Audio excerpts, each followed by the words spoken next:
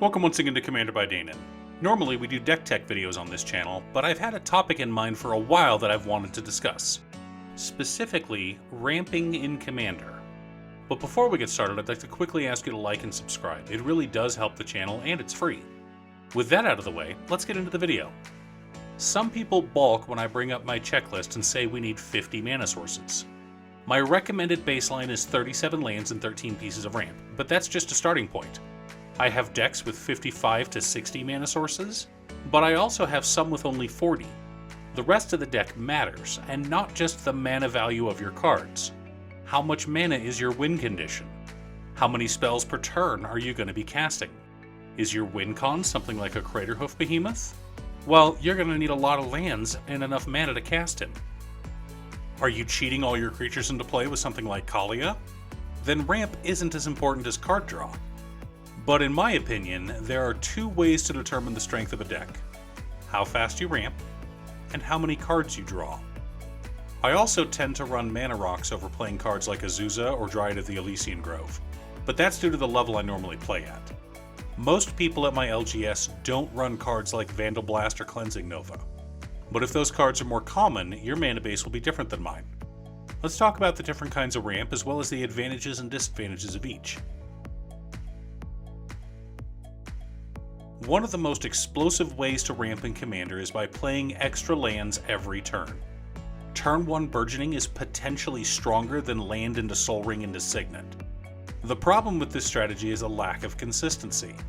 Frequently, when I see someone cast an Azusa Lost But Seeking or even a Wayward Swordtooth or Dryad of the Elysian Grove, they play their extra lands for a turn, maybe two, and then it's back to normal.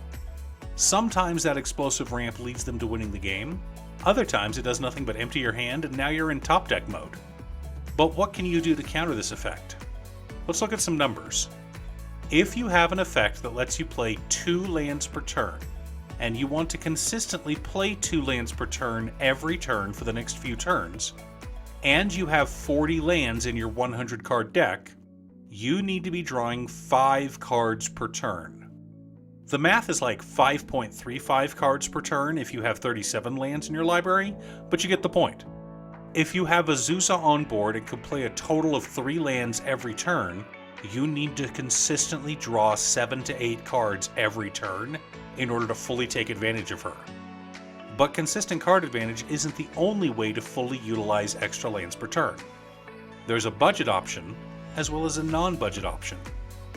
The budget option is bounce lands. If you play these, you can easily bounce lands back into your hand and then play the land you bounced again. Running bounce lands alongside the ability to play multiple lands per turn basically eliminates the downside of bounce lands. You tap your forest, play a bounce land, replay the forest and tap it again. You now have 2 green mana, and next turn you'll untap with a land that taps for 2 mana. Bounce lands are easily the best budget options if you're wanting to go the extra lands per turn route. But if money isn't a problem, there's another way to take advantage of Azusa Lost But Seeking and similar effects. Playing lands from your graveyard combined with fetches. Now, you can run basics alongside Evolving Wilds and the common fetches printed in Streets of New Capenna, or you can run fetch lands along with Shocks, Triomes, typed dual lands, or original dual lands if you want to. With an Azusa and a Crucible of Worlds on board, you can replay the same fetch land every turn over and over again. And even though Crucible of Worlds, as well as its creature version Raminap Excavator, aren't the cheapest cards around, they're both cheaper than most fetch lands. So you can run these along with Evolving Wilds and Terramorphic Expanse and get basically the same effect. Even if your lands come into play tapped, next turn you'll be 3 mana ahead of your opponents, and then the turn after that you'll be 6 mana ahead. Soon enough, you'll have an overwhelming advantage. I know the title for this section could be confusing, but this is basically your cultivates and rampant growth type effects, as well as permanents that search for lands and put them into play.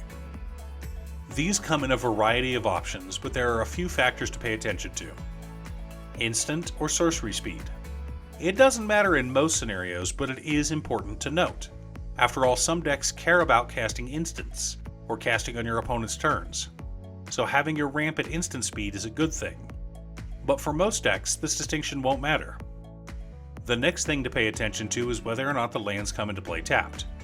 More often than not, they do come into play tapped, so this is a factor that isn't usually considered. But it is the reason Skyshroud Claim is far more expensive than Ranger's Path. Another question to ask is, basics, typed, or any? There are a few cards that let you find any land, so getting that Field of the Dead, or the combo of Thespian Stage and Dark Depths becomes much easier. Lastly, mana value compared to the final effects should always be considered. Part of the reason why Cultivate sees more play than Rampant Growth is because Cultivate draws you a card in addition to putting a land into play from your library. Yes, Rampant Growth is only 2 mana while Cultivate is 3, but not only do I get to play an extra land this turn, I'm guaranteed to hit my land drop either this turn or next turn. I'm not saying you shouldn't run Rampant Growth. As a general rule, I'm a fan of 2 mana value mana ramp over 3. But if you have too much ramp in your deck, you generally tend to keep a Cultivate over a Rampant Growth. Everyone's favorite cards, Mana Rocks. The cost on many of these is out of control, but you can build a budget base. Mana Rocks make appearances in just about every deck, at every budget. From cards that cost less than $1 to ones that cost over $100, you can find all sorts of Mana Rocks. The things I pay attention to when choosing my Mana Rocks are, do they help me cast my commander, and do they help me cast the rest of my deck? We actually pulled Sol Ring from my wife's Niv Mizzet Perun deck, because even though having it on turn 1 can be great for the rest of the deck, she's had issues not being able to cast her commander with it. I actually believe Chromatic Lantern is better in a Niv Mizzet Perun deck than a Sol Ring or even a Mana Crypt. On the flip side, Cute Stuff has both Sol Ring and Mana Crypt in her Lathless Dragon Queen deck. As far as other Mana Rocks are concerned, it really comes down to personal taste. I prefer diamonds over Felwar Stone because a diamond will always tap for the mana I need, and I've been betrayed by Felwar Stone in the past. Obviously, Signets and Talismans are my go-to for multicolored decks, but you can't run them in a single color deck with the exception of Arcane Signet. But what about the higher mana value Mana Rocks? Cards like Worn Power Stone are great if you regularly need 2 colorless mana. The same can be said of Hedron Archive and Sisay's Ring. The reason these don't see as much play as Talisman or Signets is due to the casting cost of your spells. If most of your spells only have 1 generic mana in their casting cost, these Mana Rocks aren't very well suited for your deck. However, if you have a lot of higher casting cost spells, say dragons, angels, or dinosaurs, you might want to consider adding a few. If your deck can be described as battle cruiser magic, big spells with splashy effects, your deck could probably benefit from cards like Worn Power Stone or Thrawn Dynamo. Depending on your deck, a cost reducer is better than a Mana Rock. If your deck regularly casts more than 1 card in a turn cycle, a single medallion will save you on mana cost more than a Mana Rock. However, in a lot of commander decks, these cards are simply very expensive diamonds. So if your deck casts lots of turns every cycle, consider adding these. But they can be a trap in the wrong deck. And a card like As Foretold, if it stays out on the battlefield for several turns, can create overwhelming advantage. Treasures are a relatively new addition to Commander, but they've taken over the format by storm. Cards like Smothering Tithe and Dockside Extortionist can produce enough mana to end games. Just about every deck out there runs a ton of treasure generators. I'm old enough to remember how powerful Lotus Petal was in constructed formats, and having the ability to make tons of copies of Lotus Petal is insane. If you're going for a more casual deck, consider only running a few treasure generators, maybe more fair ones like Captain Lannery Storm or Guild Artisan. Rituals give you bursts of additional mana, but unlike treasure tokens, you have to use the mana right there and then. I wouldn't recommend running them in most decks, but I did want to mention them. I don't normally count rituals as mana ramp because they're not consistent. But in Spellslinger and Storm decks, rituals are often key pieces of the deck and utilized in their win cons. I'm not telling you to never run rituals, but they're not always the best cards to run in your deck. There are a lot of these cards floating around, and in the right situation, these can be extremely powerful cards. Most of these cards state if X happens, add mana to your mana pool. If your deck is built around the concept of doing X, you should probably run this card. There are a myriad of creatures that tap to add mana, and most of them are elves. To clarify, I mean a creature that taps for mana, or you remove or add a counter to add mana to your mana pool. I'm not including creatures that fetch lands, those are not mana dorks. The problem with mana dorks is the abundance of board wipes in EDH.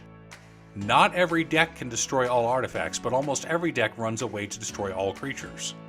Until you get into CEDH territory, where board wipes are rare. The last piece I wanted to talk about is card advantage. Since most decks are only about 35 to 40% lands, that means you're drawing a land slightly more than a third of the time. Let us assume you have 3 lands in your opening hand and no ramp. This means that outside of card draw, the odds are against you having 5 lands on turn 5. This is why card advantage is so important in Commander. Yes, drawing to your win cons is important, but if you can't cast your win cons, they're just going to sit in your hand while your opponents still get to play Magic. Now, for the most part, I recommend 10 pieces of card advantage. This includes tutors, but does not include cantrips.